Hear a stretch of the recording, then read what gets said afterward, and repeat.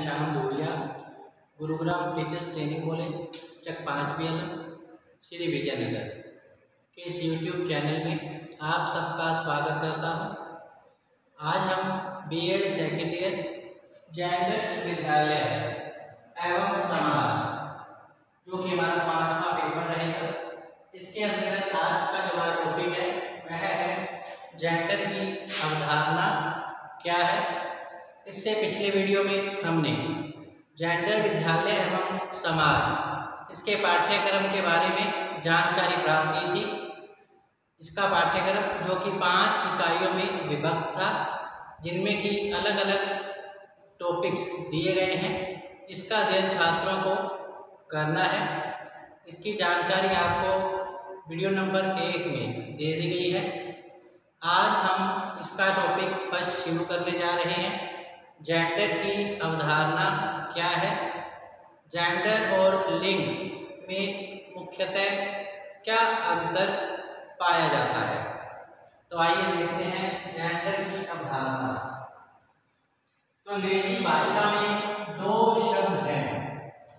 अंग्रेजी भाषा में 2 शब्द हैं। एक है सेक्स अर्थात जिसे प्रेलिंग कहते हैं, दूसरा है जेंडर अर्थात जिसे सेलिंग कहते हैं।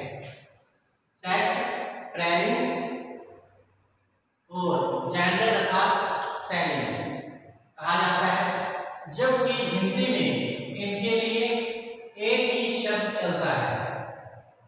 जबकि हिंदी में इनके लिए एक ही शब्द चलता है और वह है लिंग।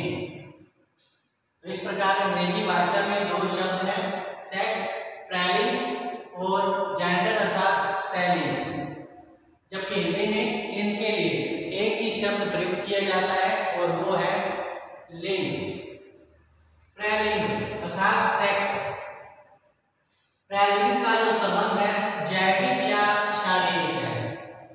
प्रेलिंग का जो संबंध है जैविक या शारीरिक है। इसका आधार जैविक है या अर्थात शारीरिक है, जो आमतौर पर प्राकृतिक होता है।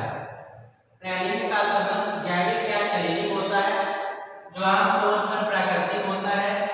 जैसे कि किसी का नर या मादा के रूप में होना। जैसा कि किसी का नर या मादा के रूप में होना अर्थात स्त्री और पुरुष के रूप में जन्म लेना। जबकि जेंडर जो है इसका आधार सामाजिक और सांस्कृतिक होता है। जेंडर जिसका कि आधार सामाजिक और सांस्कृतिक होता है, इसका संबंध जो है पुरुषोचित एवं स्त्रियोचित गुणों, विशेषताओं, व्यवहारों, भूमिकाओं से संबंधित होता है। समय और स्थान के साथ साथ इनमें परिवर्तन आता रहता है।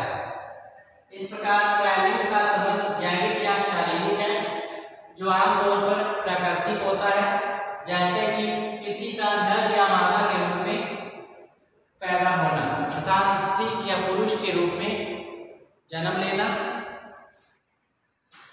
तो इसमें स्त्री और पुरुष की शारीरिक बनावट में अंतर पाया जाता है।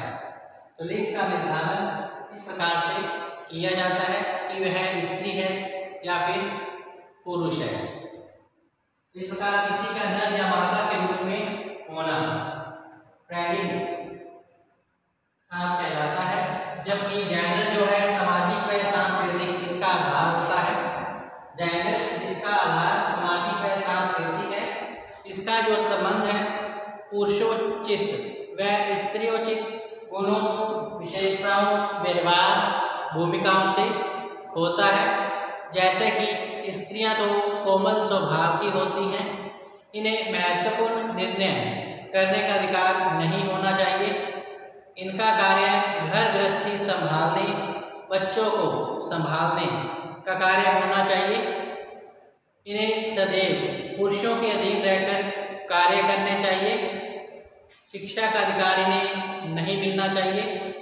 तो सामाजिक और सांस्कृतिक आधार पर स्त्रियों पर कुछ बंधन लगाए जाते हैं और इससे कि उनके विकास की गति रुक जाती है और पुरुषों को जो है महत्वपूर्ण निर्णय, अधिकार और शक्तियाँ समाज के द्वारा सौंपी गई हैं। ऐसा जो पुरुष वर्ग है अपने वर्चस्व को स्थापित करने के उद्देश्य से ही इसका निर्धारण करता है कि पुरुष को बाहरी क्रियाएं, आर्थिक क्रियाओं का संचालन करना चाहिए, क्योंकि वे बलिष्ठ, बलवान होते हैं तथा आर्थिक क्रियाओं में निपुण होते हैं। स्त्रियां स्वभाव से कोमल होती हैं, अतः उन्हें भारी कार्य नहीं करने देना चाहिए। उन्हें तो घर गृहस्थी संभालने, बच्चों को संभालने का कार्य ही करना चाहिए। घर के या महत्वपूर्ण निर्णय करने का अधिकार घर के पुरुष वर्ग को ही होना चाहिए। उसे सदैव पुरुषों के अधीन रहकर कार्य करना चाहिए। लेकिन आज समाज में परिवर्तन आने लगा है। आज स्त्रियों और पुरुषों में जो भेदभाव की स्थिति है समाप्त हो रही है। समय और स्थान के साथ साथ स्त्री की भूमिका में आज परिवर्तन आया है। जैसी स्थिति समाज में कल स्त्रियों की थी, आज वैसी नहीं है। जैसी आज है वैसी आने वाले समय में नहीं रहेगी। अर्थात जेंडर का जो आधार है सामाजिक और सांस्कृतिक है, जो समय और परिस्थितियों के अनुसार इसमें परिवर्तन आता रहता है। वैदिक काल में स्त्रियों की दशा काफ़ी अच्छी थी, समाज में उनका सम्मानजनक स्थान प्राप्त था। मध्यकाल में इनकी स्थिति में काफ़ी गिरावट आई और अनेक बुराइयां घर कर गई। बाल विवाह, देह प्रथा, जौहर प्रथा, अनेक समस्याओं से स्त्रियां ग्रसित हो गई। कन्या भ्रूण हत्या की स्थिति काफ़ी बढ़ गई थी। कन्या का जन्म अपशकुन माना जाने लगा था। शिक्षा का इन्हें अधिकार प्राप्त नहीं था। इस प्रकार सामाजिक और सांस्कृतिक आधार जो जेंडर का निर्धारण करते हैं, समय के अनुसार, परिस्थितियों के अनुसार इसमें परिवर्तन आता है। जबकि स्वतंत्रता के पश्चात स्त्रियों के बंधन में काफ़ी ढिलाई आई।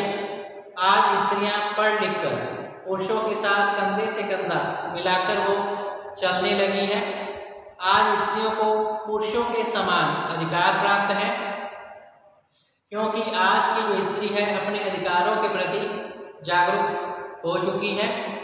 तो जेंडर जिसका आधार सामाजिक और सांस्कृतिक रहा है, इसमें समय परिस्थितियों के अनुसार परिवर्तन आता है। अर्थात जो स्थिति स्त्री और पुरुषों की कल थी वैसी आज नहीं है, जैसी आज है वैसी आने वाले समय में नहीं रहेगी। इसकी स्त्रियों की भूमिका में समय परिस्थितियों के अनुसार परिवर्तन आता रहता है। आज स्त्रियां अपने अधिकारों के प्रति जागरूक हो रही हैं। वे आज पुरुषों के समान अधिकार प्राप्त करने लगी हैं। समान कार्य के लिए समान वेतन की व्यवस्था इनकी ओर से की जा रही है। इसके अलावा समाज में स्त्रियों की स्थिति को ऊंचा उठाने के लिए भी समाज और कानून के द्वारा अनेक नियम, प्रतिमान, धाराएं लागू कर दी गई हैं तथा उन्हें स्वतंत्रता और समानता का अधिकार आज प्राप्त हुआ है। आज स्त्रियां अपने अधिकारों का प्रयोग करके समाज में समान स्थिति, पुरुषों के समान स्थिति लाने का दावा करती हैं और आज उनकी स्थिति में काफ़ी परिवर्तन आया है। कोई भी क्षेत्र ऐसा नहीं है जहां स्त्रियां पुरुषों से पीछे हों, चाहे वो सामाजिक क्षेत्र हो, राजनीतिक हो, आर्थिक हो। हर क्षेत्र में स्त्रियां पुरुषों के समान बढ़ चढ़कर कार्य करने लगी हैं, बल्कि पुरुषों से भी अच्छा कार्य प्रदर्शन कर रही है। चाहे वो खेल का क्षेत्र हो, चाहे वो राजनीतिक क्षेत्र हो, चाहे वो आर्थिक क्षेत्र हो, हर क्षेत्र में स्त्रियों ने अपनी भूमिकाओं को अच्छे से निभाया है तथा समाज में जो स्थिति उनकी चली आ रही थी, जेंडर के आधार पर जो समाज में स्त्रियों की निम्न स्थिति थी, आज इसमें काफ़ी बदलाव आया है।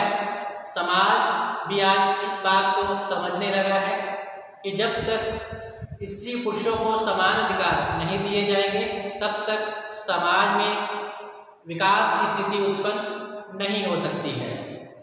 तो इस प्रकार जेंडर जो है इसका आधार सामाजिक और सांस्कृतिक रहा है।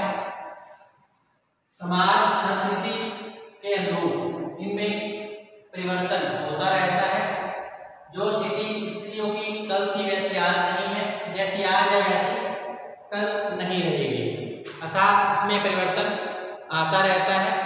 जबकि जो लिंग है वह स्थायी होता है, प्राकृतिक है, अर्थात इसके अंतर्गत स्त्री और पुरुष के रूप में इन्हें मान्यता प्राप्त होती है।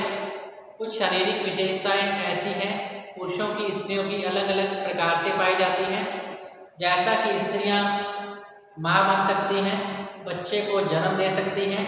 यह स्थिति पुरुषों में नहीं पाई जाती है, तो इसका निर्धारण लिंग के आधार पर किया जाता है, अर्थात नर और मादा के रूप में स्त्री पुरुष की पहचान लिंग कहलाता है। जबकि जेंडर का जो अर्थ है इसका आधार सामाजिक और सांस्कृतिक है, अर्थात समय और परिस्थितियों के अनुसार स्त्रियों की भूमिका में परिवर्तन होता रहता है और समाज में स्त्रियां अपने अधिकारों के प्रति जागरूक होकर अपनी स्थिति को पुरुषों के समान बनाए रखने का दावा करती हैं। तो इस प्रकार लोग अक्सर जेंडर शब्द का प्रयोग लिंग के समानार्थक रूप में करते हैं। हालांकि लिंग का जो अर्थ है ऐसी जैविक विशेषताओं से है जिनमें मनुष्य को नर और मादा के रूप में पहचान मिलती है। हम भी अक्सर महिलाओं या मादा के रूप में जेंडर का गलत उपयोग करते हैं। लोग भी आमतौर पर यह मान लेते हैं कि महिलाओं एवं पुरुषों की समाज में अलग अलग भूमिका पाई जाती है। इनमें से कुछ तो हालांकि जैविक है, जबकि अन्य जो है समाज और संस्कृति के द्वारा निर्मित की गई हैं। जबकि अन्य समाज और संस्कृति एवं पुरुषों को सौंपी गई भूमिकाओं के निजी तौर पर उन्हें अनुभव होते हैं। स्त्री कोमल स्वभाव की होती है, उन्हें घर गृहस्थी बच्चे संभालने चाहिए, घर के मामलों में उन्हें दखल अंदाजी नहीं करनी चाहिए। ये कार्य पुरुष वर्ग ने अपने पास रख छोड़े हैं। उन्हीं के आधार पर सामाजिक एवं सांस्कृतिक सच्चाइयों की पहचान जो है अलग अलग ढंग से की जाती है। तो लिंग कुछ ऐसी बात है जो कि जन्मजात विशेषता है। लिंग कुछ ऐसी बात है जो कि जन्मजात विशेषता है, अर्थात स्त्री और पुरुष को नर और मादा के रूप में पहचान मिलती है। जबकि जेंडर को समाजीकरण की प्रक्रिया के द्वारा समझ सकते हैं। लिंग में कुछ ऐसी बात है जो जन्मजात विशेषता है, जबकि जेंडर को समाजीकरण की प्रक्रिया के द्वारा समझा जा सकता है। समाजीकरण अर्थात सीखने की प्रक्रिया समाजीकरण है। लिंग जो है कभी बदलता नहीं है, अर्थात पुरुष पुरुष ही रहता है, स्त्री स्त्री ही रहती है। यह एक स्थिर विशेषता है, प्राकृतिक अवस्था है। जबकि जेंडर जो है भूमिकाएं एवं मानदंड न केवल संस्कृति के आधार पर बदलते रहते हैं, बल्कि बहुत सी संस्कृतियों में इनमें भिन्नता भी पाई जाती है। गांव और शहरों में स्त्रियों की स्थिति में भिन्नता पाई जाती है। पूर्वी और पश्चिमी समाजों के अंतर्गत स्त्रियों की स्थिति में भिन्नता पाई जाती है। वैदिक काल, मध्यकाल, स्वतंत्रता के पश्चात स्थिति में भी समय समय परिस्थितियों के अनुसार इसमें बदलाव आता रहा है, अर्थात यह जेंडर की अवधारणा मानी जाती है। सामाजिक लिंग अर्थात जेंडर सोच से एक ऐसे दृष्टिकोण का निर्धारण होता है कि स्त्री पुरुष किन कामों को करने में सक्षम है, उनका व्यवहार कैसा होना चाहिए, अर्थात स्त्रियों को घर संभालना, बच्चों की देखभाल करना आदि होना चाहिए। जबकि पुरुष का जो कार्य है आर्थिक क्रियाओं का संचालन करना कहा गया है। स्त्रियां स्वभाव से कोमल होती हैं, इन्हें पुरुषों के समान अधिकार प्रदान न किए जाएं, तो यह आधार जो है सामाजिक और सांस्कृतिक है। जहां लिंग और उसके जैविक कार्य अनुवांशिक रूप से अपना कार्य करते हैं, वहीं जो जेंडर है भूमिका और शक्ति संबंधी विशेषताएं विविध संस्कृतियों से भिन्न होती हैं और समय के साथ साथ इसमें परिवर्तन भी आता रहता है। इस प्रकार लिंग और जेंडर दोनों अलग अलग अवधारणाएं हैं। लिंग प्राकृतिक अवस्था है, अर्थात इसमें स्त्री और पुरुष के रूप में मान्यता प्रदान की जाती है, जबकि जेंडर जो है इसका आधार सामाजिक और सांस्कृतिक रहा है और इसके अनुरूप ही स्त्री और पुरुष की भूमिकाएं निर्धारित की जाती हैं, अर्थात उच्चता एवं निम्नता की जो स्थिति जो है इसके आधार पर ही निश्चित की जाती है। तो इस प्रकार जेंडर का संबंध प्रायः उन भूमिकाओं से होता है जो कि समाज महिलाओं, पुरुषों, लड़कियों और लड़कों के लिए अलग अलग रूप में तय करते हैं, जबकि इसके विपरीत स्त्री या पुरुष की भूमिकाओं का निर्धारण जैविक एवं प्राकृतिक कारकों से होता है। सामाजिक भूमिकाएं बदलती रहती हैं, समय समय अनुसार इसमें परिवर्तन संभव है। जैसे जैसे शिक्षा का विकास होता जा रहा है वैसे वैसे आज स्त्रियों की स्थिति में भी परिवर्तन हुआ है। आज स्त्रियां पुरुषों के अधीन रहकर कार्य नहीं करती, बल्कि पढ़ लिख कर वह स्वतंत्रतापूर्ण आचरण करने लगी है तथा हर क्षेत्र में अपना वर्चस्व स्थापित कर रही है। तो इस प्रकार लिंग स्थायी है, इसको बदला नहीं जा सकता, जबकि जेंडर जो है सामाजिक और सांस्कृतिक आधार है, इसमें समय परिस्थितियों के अनुसार परिवर्तित होता रहता है। इस प्रकार सेक्स प्राकृतिक और जैविक आनुवांशिक संरचना के द्वारा निर्धारित होता है। सेक्स प्राकृतिक, जैविक और आनुवांशिक संरचना के द्वारा निर्धारित होता है, इसे बदल नहीं सकते। जैसे एक स्त्री गर्भ धारण कर सकती है, बच्चे को जन्म दे सकती है, उसे स्तनपान करवा सकती है, तो यह कार्य पुरुष नहीं कर सकता। तो इसका निर्धारण लिंग के आधार पर किया जा सकता है, जबकि जेंडर इसका आधार सामाजिक और सांस्कृतिक है। इसमें भूमिकाओं स्त्री और पुरुषों की भूमिकाओं में व्यवस्था, रीति रिवाज, परंपराओं आदि में बदलाव आता रहता है। तो समय और परिस्थितियों के अनुरूप इसमें परिवर्तन संभव है और यह होता रहता है। आइए अब हम देखते हैं जेंडर और लिंग की अवधारणा को संक्षेप में जानने के पश्चात इनमें मुख्यतः अंतर कौन कौन से पाए गए हैं। जेंडर एवं लिंग में अंतर।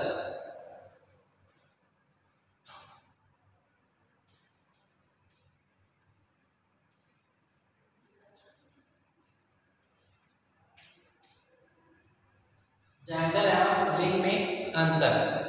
पहले जेंडर में, जेंडर का आधार सामाजिक एवं सांस्कृतिक है।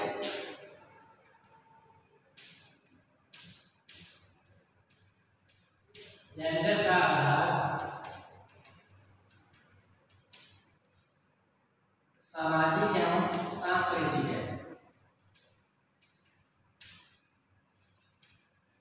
जेंडर का आधार सामाजिक एवं सांस्कृतिक होता है, जबकि लिंग का जो आधार है प्राकृतिक है। जबकि प्राकृतिक लिंग शारीरिक है, जो नर या मादा की शरीर की रचना में स्पष्ट रूप से दिखाई देता है, जबकि प्राकृतिक लिंग शारीरिक है।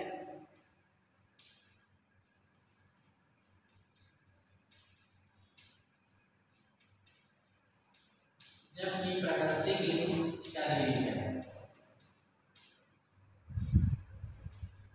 जबकि प्राकृतिक लिंग शारीरिक है, जो नर या मादा की शरीर की रचना में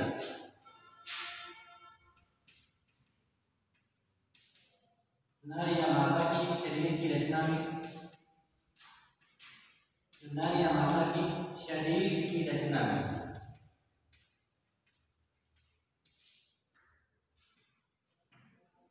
दिखाई देती है।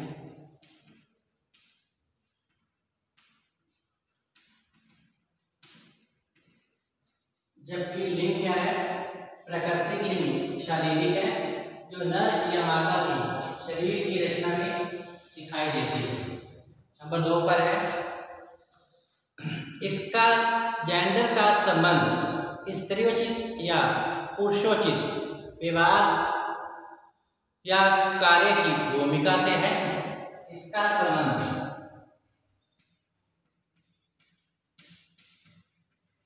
जेंडर का संबंध पुरुषोचित स्त्रियोचित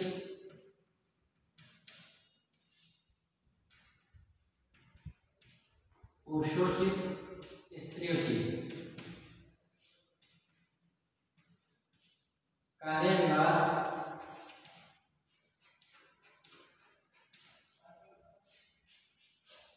इसका संबंध पुरुषोचित स्त्रियोचित कार्य व्यवहार या भूमिकाओं से है।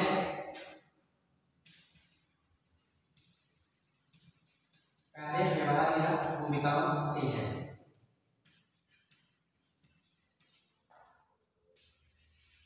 जबकि लिंग स्त्री या पुरुष के जननांग प्राकृतिक प्रदत्त होते हैं।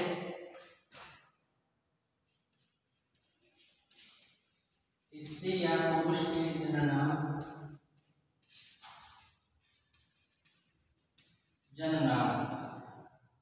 प्राकृतिक होते हैं और इसी के रूप में स्त्री और पुरुष के रूप में मान्यता प्राप्त होती है।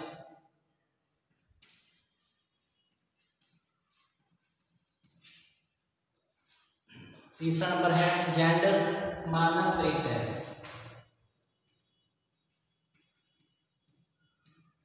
जेंडर मानवकृत है।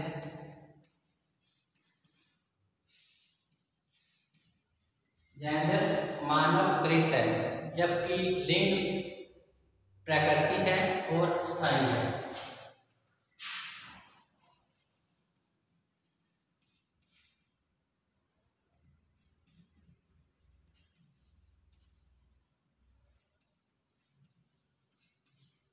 जेंडर मानवकृत है तथा इसका आधार सामाजिक और सांस्कृतिक है, जबकि लिंग जो है प्राकृतिक अवधारणा है।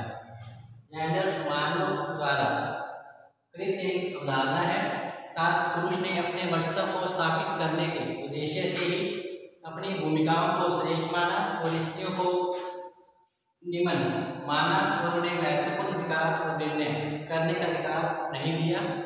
उनके अनुसार स्त्रियां कोमल स्वभाव की होती हैं, उन्हें घर गृहस्थी अच्छे संभालने चाहिए, बाहरी क्रियाओं से उनका कोई लेना देना नहीं होता। जेंडर की धारणा मानवकृत है तथा पुरुष ने अपनी भूमिका को श्रेष्ठ बनाने के लिए ही स्त्रियों पर अनेक प्रतिबंध लागू कर दिए हैं, जबकि लिंग की जो धारणा है प्राकृतिक है। इसके आधार पर ही स्त्री और पुरुष के रूप में जो है पहचान मिलती है। इसके अलावा जेंडर की अवधारणा समय और परिस्थितियों के अनुसार बदलती रहती है।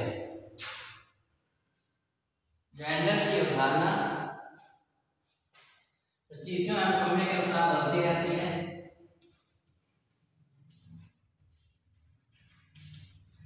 जेंडर की अवधारणा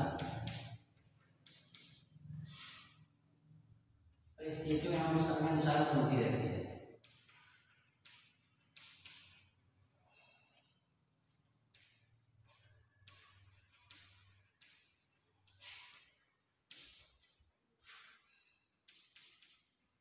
समय के अनुसार बदलती रहती है।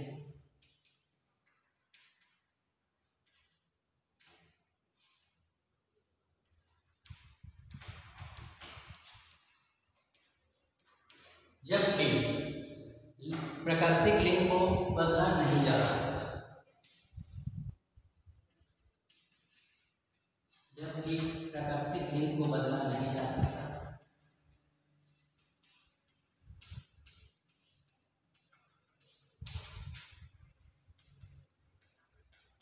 प्राकृतिक लिंग को बदला नहीं जा सकता।